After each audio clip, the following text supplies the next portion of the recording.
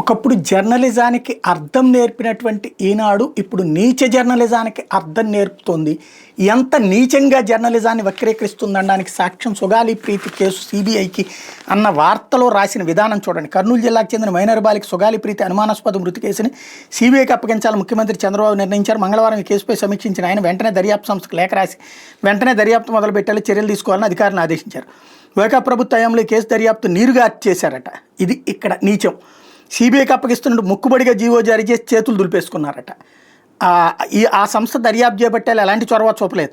ఈ నేపథ్యంలో అప్పట్లో జనసేన అధినేత పవన్ కళ్యాణ్ ప్రీతి కుటుంబం తరపున పోరాటం చేశారు, వాళ్ళకి అండగా నిలబడ్డారు.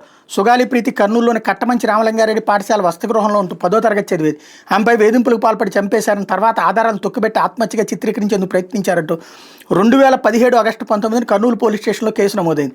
IPC 302, 201, red with 34, SC ST atrocity నిరోధక చట్టంలోని 3(2)(b), ఫోక్సో చట్టంలో సెక్షన్ 10 కింద కేసు పెట్టారు. పాఠశాల యాజమాన్య ప్రతినిధులైన K Janardhan Reddy, K Harshavardhan Reddy, K Divakar రెడ్డిలను మొదటి నిందితులుగా పేర్కొన్నారు. తర్వాత దాఖలు చేసిన అభియోగ పత్రంలో మాత్రం అత్యాచారం, హత్య సెక్షన్లు తొలగించారు. నిందితులు ఆత్మహత్యకు పురుగొల్పారని పేర్కొంటూ కొత్తగా ఐపీసీ 300 సెక్షన్ పొందుపరిచారు. ఇది ఇప్పుడు జరిగింది, 2019 ముందే జరిగింది. అప్పుడు కేసు ఎవరు నీరుగార్చినట్టు? జగన్ నీరుగార్చినట్ట, చంద్రబాబు నీరుగార్చినట్ట? వీళ్ళ జర్నలిజం, నీచ జర్నలిజానికి పరాకాష్ఠ ఇదే అనమాట.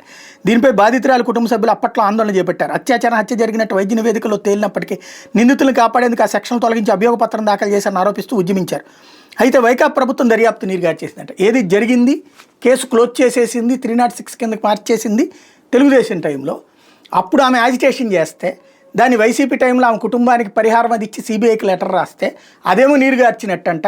కేసు ఛార్జ్షీట్ కూడా క్లోజ్ చేసి 4 పేరాల్లో రాసేసినటువంటిదేమో పర్ఫెక్ట్గా పనిచేసినట్టంట. వీళ్ళది నీచ జర్నలిజం అందామా?